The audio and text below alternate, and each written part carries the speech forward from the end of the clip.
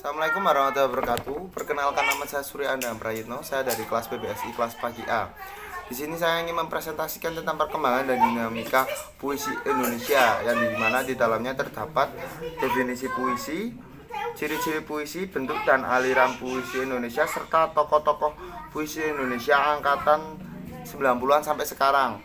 Pertama, kita masuk pada definisi puisi. Menurut Kamus Besar Bahasa Indonesia atau KBBI, puisi atau sajak merupakan ragam sastra yang bahasanya terkait oleh irama, mantra, rima, serta penyusun larik dan bait. Biasanya puisi berisi ungkapan penulis mengenai emosi, pengalaman, maupun kesan yang kemudian dituliskan dengan bahasa yang baik sehingga terdapat irama dan enak untuk dibaca. Puisi adalah karya sastra yang berisi tanggapan serta pendapatan penyair mengenai berbagai hal. Pemikiran penyair ini kemudian dituangkan dengan menggunakan bahasa-bahasa apik serta memiliki struktur batin dan fiksi khas penyair. Kita lanjut pada ciri-ciri puisi Indonesia. Ciri-ciri puisi secara umum, ciri-ciri puisi adalah penulisannya terdiri dari bait yang di dalamnya berisi baris-baris, banyaknya menggunakan gaya bahasa atau majas yang bermakna kiasan dan terikat oleh persajakan rima dan irama. Ciri-ciri puisi lama, biasanya nama pengarangnya tidak diketahui atau anonim, terus penyampaiannya bersifat dari mulut ke mulut sehingga tak heran jika disebut dengan sastra lisan. Ketiga, sangat terikat dengan aturan seperti jumlah baris tiap bait, suku kata maupun rima. Lanjut, mantra. Mantra yaitu rangkaian kata yang memiliki unsur puisi dari rima dan iramanya dan biasanya dianggap mengandung kekuatan gaib atau doa. Lanjut, nazam yaitu puisi yang berasal dari Parsi, terdiri dari 12 baris, ada rima 22 atau 44, isinya tentang hamba saya, istana yang setia dan budiman.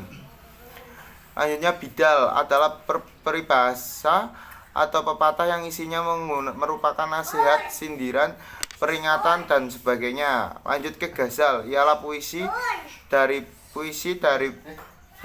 Persia, biasanya terdiri dari 8 baris, tiap bait berisi perihal asmara atau cinta. Lanjut ke karmina atau pantun kilat, yaitu pantun yang terdiri dari 2 baris. Terus guridam yaitu puisi 2 baris yang mengandung petuah atau nasihat. Lanjut, syair adalah salah satu jenis puisi lama yang setiap baitnya terdiri dari 4 baris atau larik yang berakhiran bunyi yang sama. Lanjut, pantun termasuk bentuk puisi Indonesia atau Melayu. Pada setiap baitnya umumnya terdapat 4 baris yang bersajak ABAB atau AAA. Setiap baris ketiga dan keempatnya disebut dengan isi. Lanjutnya, seloka adalah jenis puisi yang memuat ajaran berupa sindiran dan sebagainya, biasa terdiri dari 4 larik yang bersajak AAA. Lanjutnya adalah talibun, memiliki baris antara 16 sampai 20 serta mempunyai persamaan bunyi pada akhir baris. Selanjutnya adalah ciri-ciri puisi modern. Puisi baru umumnya tidak terikat pada aturan tertentu tidak seperti puisi lama. Namun tetap memiliki ciri khas pada setiap karya sastra tersebut. Puisi baru juga lebih menekankan pada isi atau makna daripada struktur dan bentuknya. Selanjutnya adalah nama pengarangnya diketahui, mempunyai bentuk yang rapi atau simetris, dan persajakan akhir yang teratur. Ketiga, gaya bahasanya dapat berubah-ubah atau dinamis. Perkembangannya melalui lisan maupun tertulis. Umumnya terbentuk 4 seuntai. Tiap barisnya terdiri atas sebuah gatra atau kesatuan sintaksis yang di dalamnya berisi 4 sampai 5 suku kata.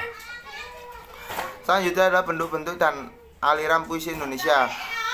Bentuk-bentuk puisi Indonesia. Puisi lama. Salah satu dari bentuk puisi lama adalah puisi lama merupakan puisi yang terikat oleh berbagai aturan. Aturannya tersebut jumlah kata dalam satu baris, jumlah baris dalam satu bait, persajakan atau rima yang digunakan, banyaknya suku kata pada setiap baris, irama yang digunakan. Puisi baru merupakan puisi yang berbentuk lebih bebas daripada puisi lama, baik dari segi jumlah baris, suku katanya atau rimanya yang digunakan. Ciri khas puisi baru adalah bentuknya lebih rapi dan simetris, mempunyai persajakan akhir teratur, banyak menggunakan pola sajak, pantun, dan syair. Setiap besar merupakan puisi 4 seuntai. Setiap barisnya terdiri dari sebuah gatra yang satuan sintaksis. Setiap gatranya terdiri dari 2 atau 3 kata. Aliran-aliran puisi di Indonesia. Yang pertama adalah aliran realisme. Aliran realisme ini sering disebut pula realisme sosial. Ada pula yang menyebutkan sebagai seni yang objektif. Aliran ini menuntut penyairan untuk melukis sesuatu dengan kenyataan sebenarnya secara teliti dan detail. Selanjutnya adalah aliran ekspresionisme.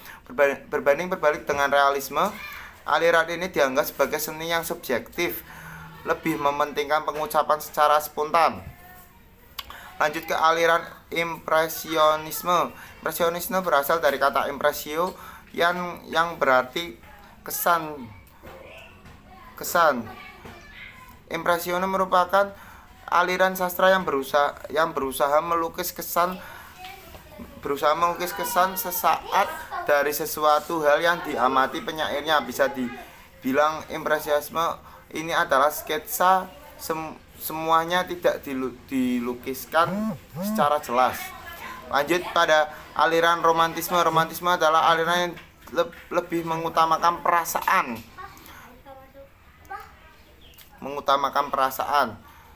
Seperti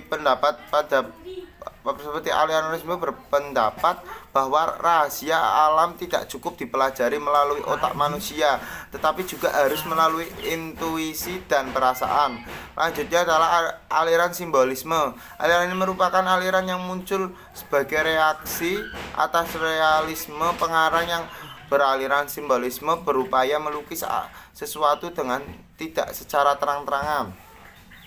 Selanjutnya ada aliran surrealisme. Aliran ini merupakan aliran sastra yang melukis berbagai objek dan tanggapan secara serentak. Kita lanjut pada tokoh-tokoh puisi Indonesia angkatan 90-an sampai sekarang. Angkatan 90 atau era reformasi. Munculnya angkatan reformasi ditandai maraknya karya sastra bertema sosial, politik, dan seputar reformasi. Sastrawan era reformasi merefleksikan keadilan sosial dan politik yang terjadi pada akhir 1990-an. Nama-nama sastrawan yang memperoleh karya monumental pada periode ini antara lain adalah Rendra, Taufik Ismail, Seno Gumira, Adi Dharma, Joko Punirbo, Wiji Tukul, Ahmadun Yosi Hirvanda, Acep Zamzam Nur, dan masih banyak lagi. Kita masuk pada angkatan 2000. Ada angkatan 2000. Memasuki angkatan 2000, gaya bahasa sastra semakin mengandalkan kekuatan literasi atau membaca, mengungkapkan cerita secara estetik. Banyak nama sastrawan Indonesia yang lahir dan besar pada periode 2000-an. Tokoh-tokoh tersebut antara lain Ayu Utami, Afrizal Malna, Andrea Hirata, Fabrian Rahman, El Zinazi, dan masih banyak lagi. Kita lanjut pada karya sastra di era digital atau era sekarang. Selain dipengaruhi oleh zaman karya sastra, juga dapat dipengaruhi perkembangan teknologi agar tak tertinggalan. Berkat kemajuan teknologi pula munculnya istilah sastra cyber.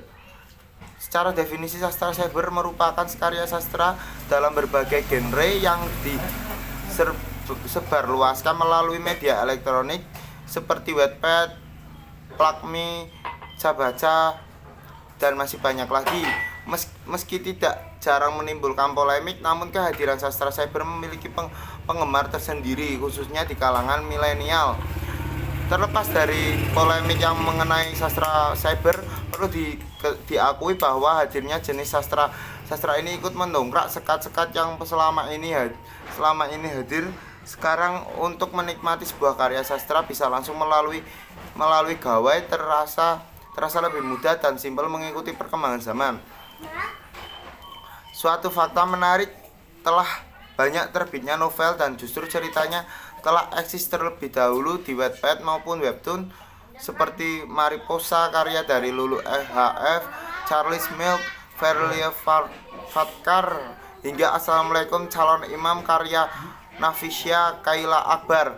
Dengan adanya karya cyber ini diharapkan semakin banyak sastra baru di era digital yang percaya diri mengeluarkan karyanya. Kehadiran sastrawan digital ini juga menjadi harapan baru bagi ekonomi kreatif Indonesia, khususnya subsektor penerbitan. Referensinya saya dapat dari yang pertama www.gramedia.com, yang kedua www.detik.com, yang ketiga www.kompas.com, yang keempat lelahbersajak.com, yang kelima ujiansma.com, yang keenam Kemenparekraf.go.id. Sekian yang dapat saya sampaikan, kurang lebihnya saya mohon maaf. Bila taufik wal hidayah. Wassalamualaikum warahmatullahi wabarakatuh.